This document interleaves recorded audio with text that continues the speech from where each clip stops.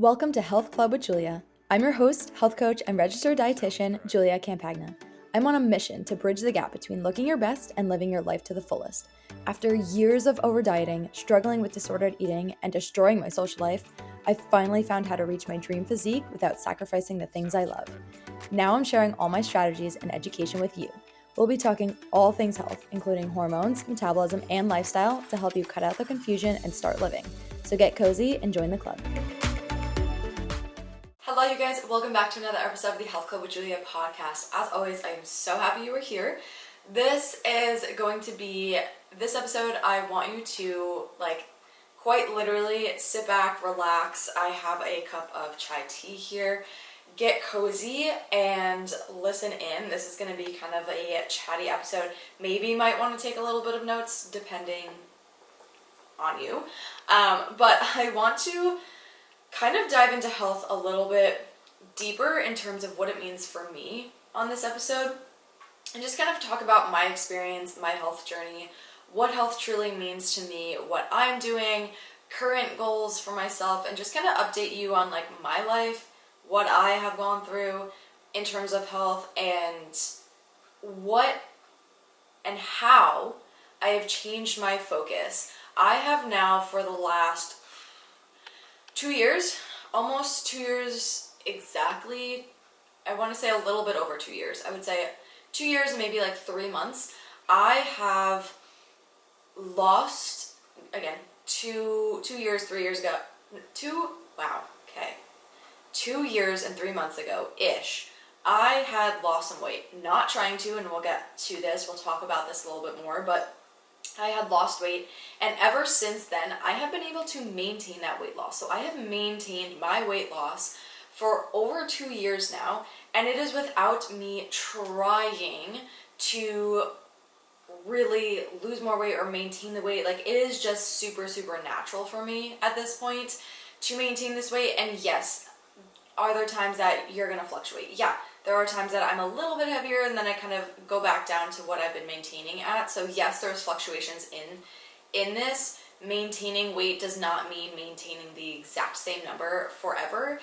It is a range, but I have been maintaining this range for over 2 years now, and I kind of want to talk about how I ended up here, because as like a lot of other women, I had gone through, my fair share of, I want to lose weight, I want to get stronger, build muscle. I have had all sorts of different kind of journeys that I've been on in my health, my overall health journey, but all of the things that I have done have led me to this point, and I want to kind of talk about this journey for myself, what health means to me, and how I got to this point where I'm able to maintain my weight loss for several years now, a couple years, and it's without really even trying.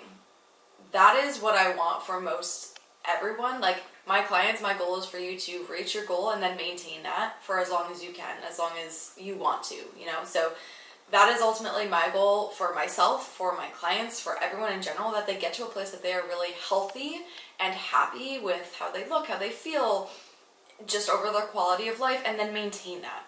The important piece here is being able to maintain that, because if you're not able to maintain it, then you're going to struggle your whole life. So going to talk all about this and then how I ended up where I am today. So again, get cozy, sit down, grab a cup of coffee, or like me, a chai tea latte, a matcha, whatever you prefer.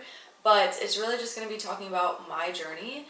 And again, there might be parts in this where you want to take notes of, what I've done. But again, disclaimer here that everything that I have done has worked for me. It does not necessarily mean it's going to work for you. And you do have to find what works for you. But I'm going to shed some light on kind of what I have done up to this point. So without further ado, let's dive into this topic. So we will start from the very beginning, right? We are going to start from when I was a child.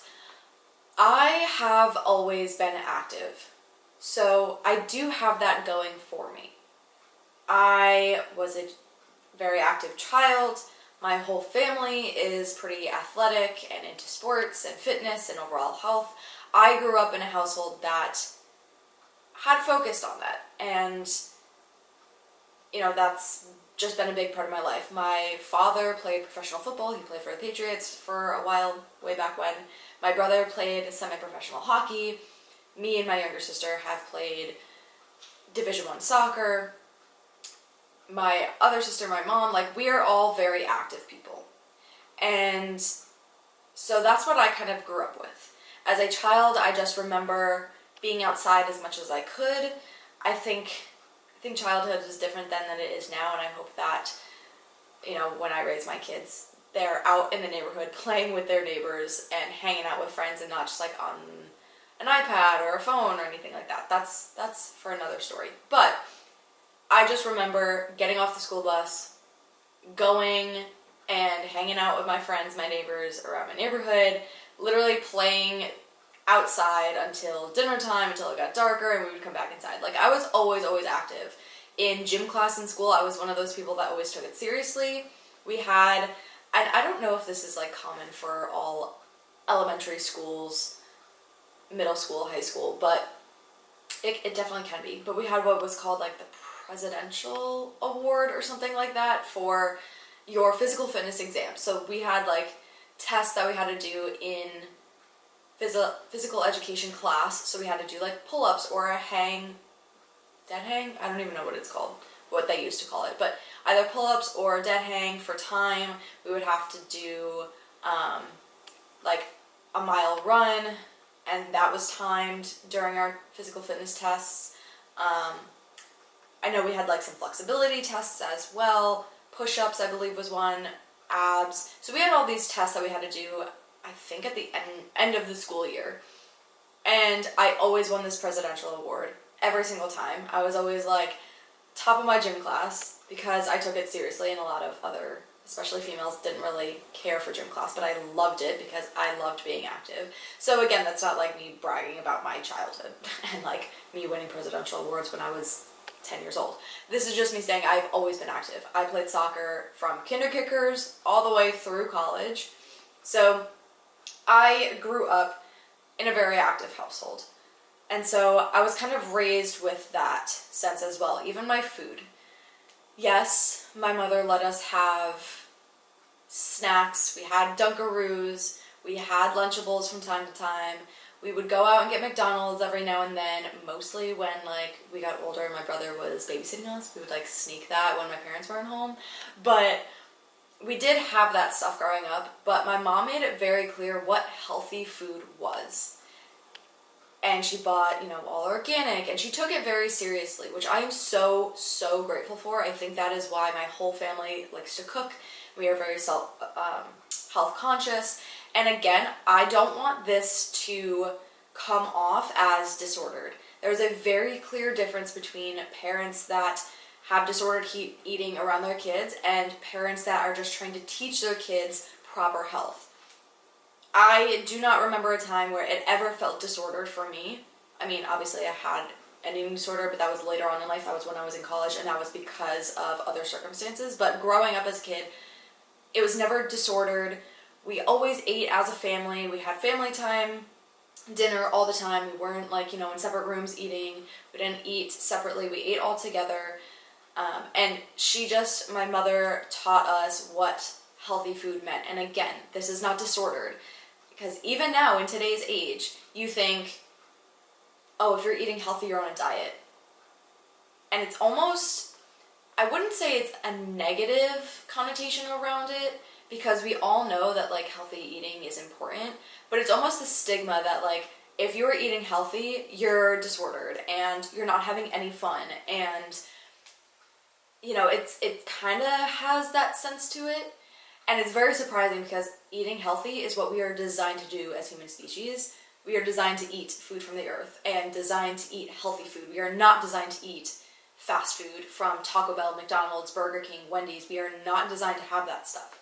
We are not designed to have ultra-processed food. That is not what helps keep us healthy. So when I talk about my childhood in food and how my mother taught us about healthy food, taught us how to cook when we were young, always had organic food in the house, not necessarily that you have to have organic, but she just made it a really big point to teach us about what was healthy and giving us those quote-unquote non-nutrient dense foods some of the time. So we had that balance, but we knew from a young age kind of what we should be eating. She had a garden and she grew all of our vegetables, we grew fruit, we had all of our herbs in the garden, so that is just how we grew up. And I am so, so grateful for that, because it taught me at a very young age what health meant. And again, like, that was so great for my childhood. But basically, that is how I grew up. Very active, health conscious family, just like really trying to instill healthy habits in us as children. So very grateful for my parents and teaching us all of that. Love them to death. And I just have really great memories of my childhood. So really, my health journey began when I was a child, if you really think about it that way. I didn't actively try to focus on my health until I was probably a senior in high school, going into college. Then I took it a little bit more seriously, but just subconsciously, I was very into health and wellness as a child because of the way that I grew up. So that's where it all started. So I am lucky enough to have that growing up. Some people do not have that growing up, and they have different, beliefs and all of that, and that's totally fine. But some families don't grow up with that. I luckily did. So that helped kind of set the foundation for my life in terms of health, and set, what I know today as what's healthy, what to practice with fitness and nutrition and all of that kind of stuff. So it laid out the foundation for me. So I have always been into this. Now, like I said, I didn't really care as much about health. Like, I wasn't consciously thinking about health until I was about a senior in high school / going into freshman year. That's when I started to just be like, okay, I gotta start making healthier choices. I remember in high school, I played soccer on both my club team and my high school team. And I remember for my high school team, there was this deli right around my school. And before our games, a lot of us would go to this deli and get a sandwich to have after school before our game, because we had some time in between. And I remember when we started doing that, I would get like these really unhealthy wraps and just like mac and cheese and like fill up on all this stuff that wasn't great for me, and then I would go play a game, and like it was fine. I was fine during the game. Like, we did well. Our team was very, very good and whatever. But I do remember this switch my senior year where I stopped doing that a little bit more, and that's like a vivid memory where I was like, okay, let's maybe not make the worst choices. So that's why I think it was a senior in high school where I started to recognize that, because I do remember that moment of being like, maybe I shouldn't have this mac and cheese fried wrap before a game. Maybe I just shouldn't have that. And so I just clearly remember senior year of high school being like, all right, let's pay a little bit more attention to this. Again, was I anything crazy? No. But I was just more conscious of my choices with my food that I was having. So around this time, I started to get a little bit more involved in it. I wasn't really like lifting on my own or anything like that yet. I really was just playing soccer. I also did play lacrosse for my high school team as a senior as well, so I had that. So again, I was very active. I didn't go to the gym and lift weights at this point my senior year of high school. I had soccer practice for my high school. Then I would go sometimes straight from there to my soccer practice for my club team. So lots of activity during that time. And I would have games for my high school team, games for my club team, and then in the spring, when spring rolled around, I would have still my club soccer team, and then I also had lacrosse. So I would go from lacrosse practice for high school straight to my soccer practice for my club team. And so I was a very active person. I was just not so into like the lifting yet. This is not lifting era, Julia. This was just, I'm doing my sports, trying to get into college, doing my thing with sports. So that was kind of high school, and starting to see that shift happen. Then we got into freshman year of college, and of course, again, like I played soccer in college. I played Division I soccer through college, and so now things were different. Again, I had practices, I had games. This is when I got introduced to lifting, because I had team lifts as well. So I started to get more involved in that. Again, I wasn't doing any lifting on my own. It was really just the team lifts that I had, which sufficed. Like, I would go, depending on if I was in season, off season. In season, I would go like 2-3 times a week to team lifts. Off season, we would have, I think, 3 or 4 sessions for lifts. So that was perfect on top of my practices and games. That was what I did. Again, my freshman year of college, coming off of my senior year of high school and starting to make changes, I remember my freshman year of college still wanting to practice better eating habits. I remember I had like a lot of freshman students in a dorm who have your mini fridge. I remember having a mini fridge and I would stock that up with things that I liked. I would have, healthy snacks on hand. I do remember the meal plan. So as a freshman or at any grade, I believe, you have like a meal plan that you can get put on, like a meal card for school. At least my school did. I'm pretty sure a lot of colleges do that. But I do remember hating almost every single thing that was offered on the meal plan in my college. Almost everything. And as a freshman, I was in a dorm. I didn't really have access to a ton of like kitchenware. We were in a dorm, so you don't have a full kitchen like in your dorm area. So you kind of had to go on this meal plan. And I remember my first semester, so my fall semester, newly freshman year, I would try to go to the cafeteria there and choose things. I really only stuck with salads and wraps, and sometimes they had like a make your own pasta station some days during the week, and I would do that. But otherwise, I really kind of stayed away from the meal plan, and I would go get like deli meat to make sandwiches in my dorm room, so I would have that for lunch instead of the meal plan. And it was to the point that at the end of my freshman year, well, actually, hold on, I'll come back to this point that I'm about to make. But yeah, that was my fall semester of freshman year of college, where I was just like, this kind of sucks. It really doesn't taste great, and everything went right through me. I'll just say that. So it just didn't sit well with my stomach. So that was my fall semester. Then going into spring semester over winter break, I was like, Mom, I hate that food. Like, it doesn't make me feel good. I feel sick. Not great.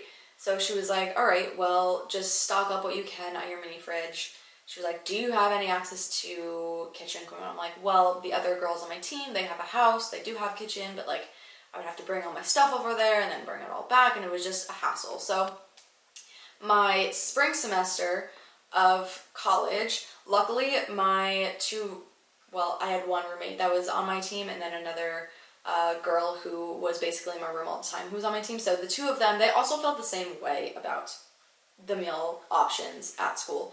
So my spring semester, we made it a pact, we bought some pots and pans, and we did have a kitchen on like the basement level of my dorm room, and I was on the top floor. So we would make it a point that, a few times a week, a few nights a week, I would say maybe like 4 nights a week, we took all of our pots and pans, brought them downstairs, and we would all cook together, which was really fun. It was like a bonding experience for all of us as well. It was like our time to kind of like hang out, cook together. Like, it was a fun experience. So I do remember my spring semester of freshman year not ever really hardly going to the school cafeteria and using that meal plan. Hardly at all. Like, I just didn't use it. And we were cooking a lot more. And again, I was just aware of how food made me feel.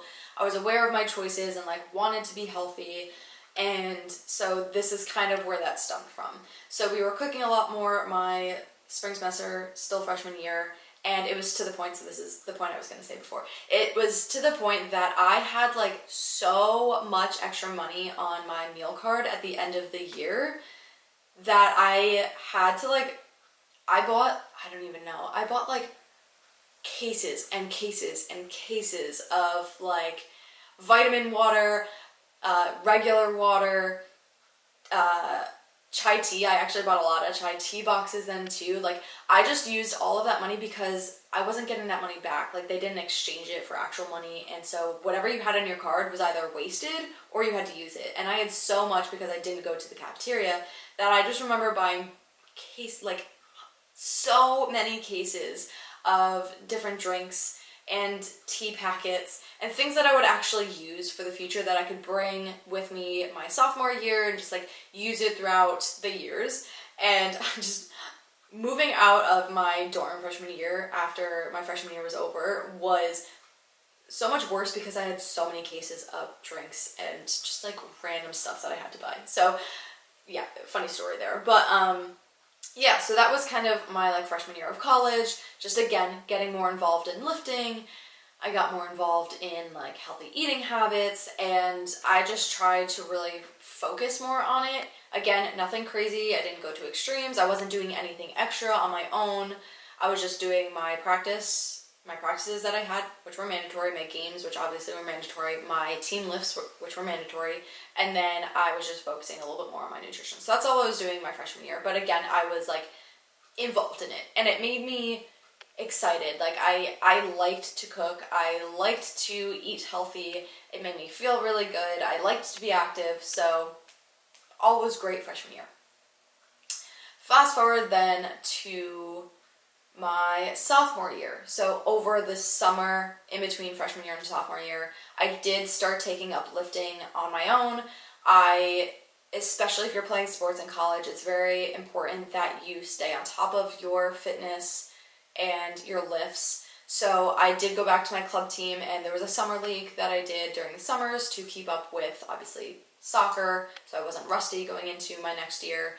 I did also start lifting on my own at a gym, a private gym with a personal trainer, one-on-one trainer.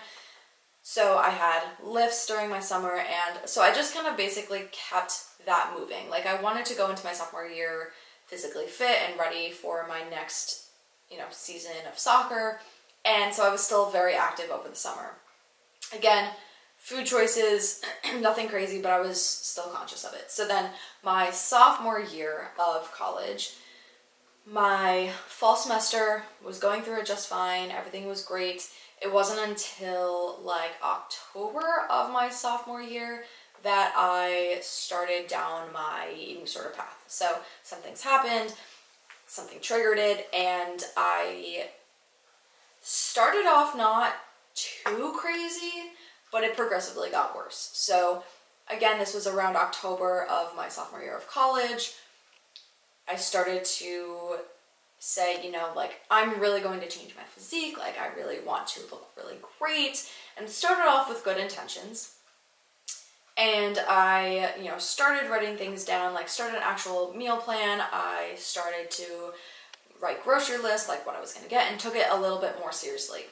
Ended up being that I took it too seriously, and I did start to partake in some obsessive behavior. So end of my fall semester of my sophomore year, I started doing things on my own. So again, I had still my team practices, my games, and my team lifts. So I started to run on my own, and I started to lift on my own as well. So I was doing double of what I was supposed to be doing. And I really got into YouTube at this time, and anybody who's listening who is in this era with me, YouTube was really, really big. This was 2015. And YouTube was really big. Bodybuilding was huge as well. I mean, bodybuilding is still big now, but it was really, really big then. And so I would go on YouTube and I would follow my favorite influencers from Instagram and their bodybuilding journey. And so I would basically copy and paste every single thing that they were eating, which they were in prep for a bikini competition. Here I am just trying to live my life.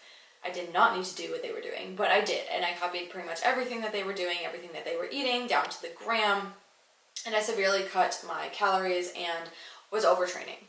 So that had gone on for months and months and months, and I lost so much weight. I couldn't perform in my practices or my games. It wasn't terrible, but I could feel that I didn't have as much energy, I didn't have as much strength for those things, and I kind of was just like not doing well in all areas.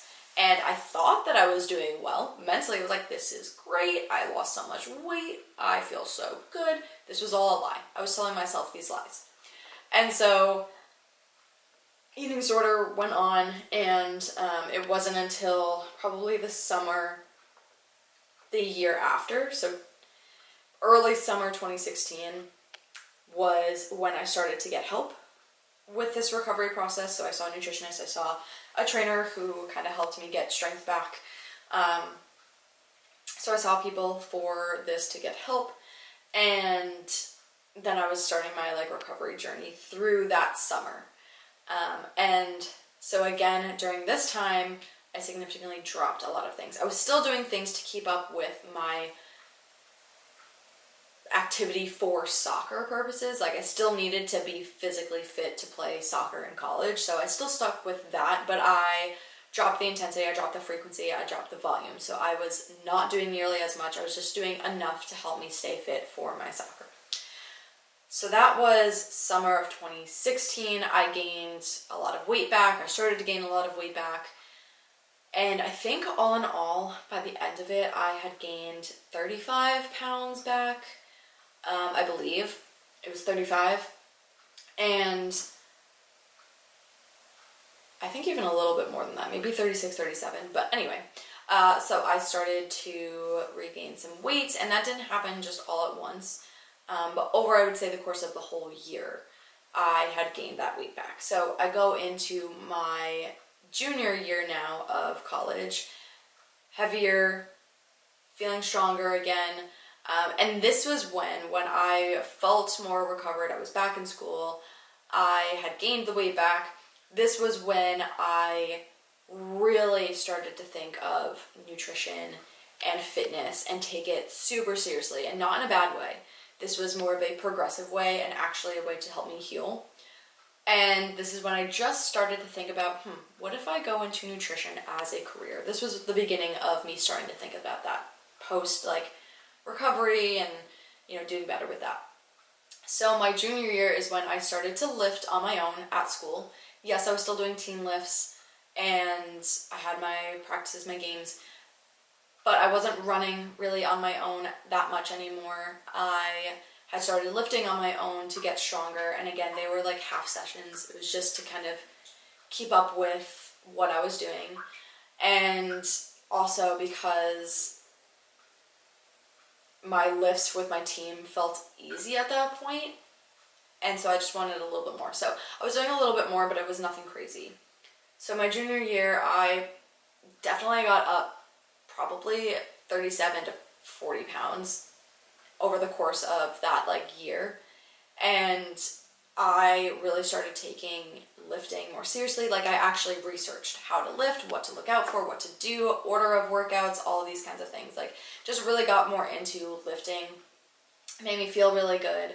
And I started to get more into nutrition. And I continued to track macros. So when I was going through my eating disorder, I did track macros at an unhealthy level. And so when I was recovering, I was still tracking macros, but I was eating 2,000 more calories a day than I used to, or 1,800 more calories a day. So I was doing it in a healthier manner. And so during this time, not during my junior year, I would say more towards the end of my junior and into my senior year is when I started to do my first phases, where I started to kind of bulk and then I cut. So I would say the end of my junior year, winter time during my junior year, is when I decided I wanted to do my first bulk. So, and I didn't really know too much at this time. I just was kind of going off what I researched. And so I kind of went through a bulk. It wasn't super, super serious, but it was mainly, again, to put on healthy weight again and just kind of get to a better place. So I did I guess a mini bulk, you can call it.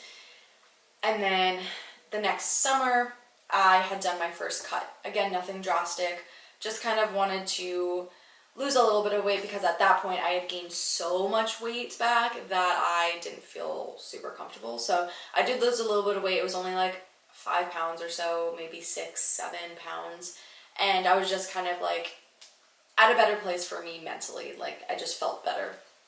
So I went through my first mini bulk and cut, kind of mini cut as well. Again, I didn't know too much at this time, so this brings us to summer going into my senior year. And then senior year came around. This was my last season of soccer, so I only had my fall season, and then when spring of my senior year came around, I was done with soccer. You graduate from soccer, obviously. So I went through my last season of soccer, still doing the same thing. I was still lifting on my own, but nothing crazy, just some light lifts to supplement what I was doing. and I was sitting at maintenance. During my seasons, I tended to gain weight my junior and my senior year just because we were doing so much activity that I was eating so much more because I was so hungry. And so I always kind of gained weight. So it wasn't like a strategic bulk that I went through. But thank you so much for listening to another episode of the Health Club with Julia podcast. If you love the episode, share the podcast and tag me, and subscribe so you don't miss any further episodes. If you have any questions, feel free to send me a DM. Thanks for being a part of the club. See you next time.